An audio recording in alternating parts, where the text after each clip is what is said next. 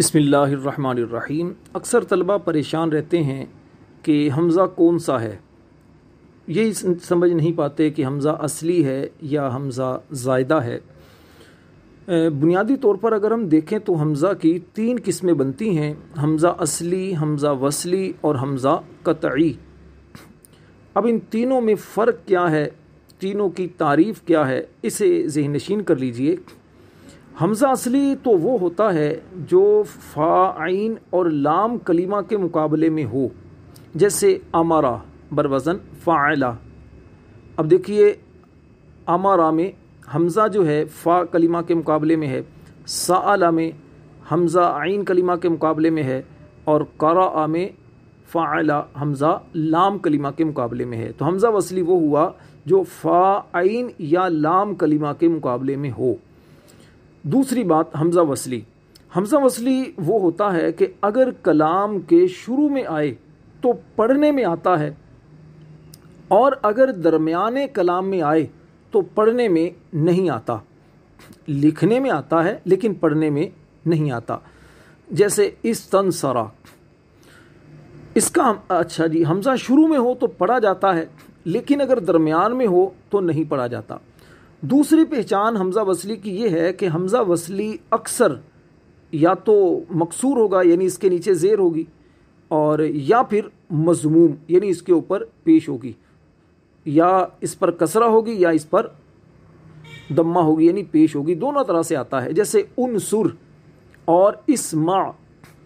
اچھا جی، اگر حمزہ وصلی غیر ثلاثی مجرد میں ہو تو ماضی میں آتا ہے، اور اگر ثلاثی مجرد سے ہو تو امر میں بھی آتا ہے۔ اگر غیر ثلاثی مجرد میں ہو، ثلاثی مجرد کے علاوہ اگر ہو تو پھر ماضی میں آتا ہے، اور اگر ثلاثی مجرد سے ہو تو امر میں بھی آتا ہے۔ یہ تو ہو گیا حمزہ وصلی۔ حمزہ قطعی عام طور پر 9 جگہوں پر استعمال ہوتا ہے۔ وہ 9 جگہیں کون سی ہیں سن لیجئے۔ باب افعال کی ماضی جیسے اکرما۔ نمبر 2، اعلام یعنی ناموں میں جیسے ابراہیم، اسحاق۔ اچھا جی، نمبر 3، مبنی میں، ان تمام حروف مبنی ہوتے ہیں، جیسے انا، انا۔ نمبر 4، واحد متکلم کے صیغے میں، جیسے اضربو۔ نمبر 5، اسم تفضیل میں، جیسے اضربو، افعلو۔ نمبر 6، جمع میں، جیسے اشرافن۔ نمبر 7، فعل تعجب کا جو حمزہ ہے وہ بھی حمزہ قطعی ہوتا ہے، جیسے ما اضربہ۔ نمبر 8، ندا میں، جیسے عبد اللہ، اور اسی طرح استفہام میں، جیسے اکفرتا۔ حمزہ قطعی جو ہوتا ہے یہ لکھنے میں بھی آتا ہے اور پڑھنے میں بھی آتا ہے۔ تو ان باتوں کو ذہن نشین کر لیجئے اور بار بار سنیے، پریکٹس کیجئے، دوسروں کو سمجھائیے، غور و فکر کیجئے۔ انشاءاللہ حمزہ کے بارے میں آپ کو اچھی طرح معرفت حاصل ہو جائے گی۔